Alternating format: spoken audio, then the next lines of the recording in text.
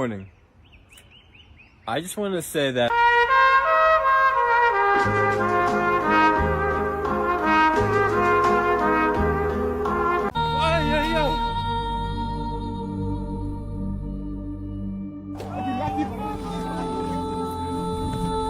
Ay, ay, ay.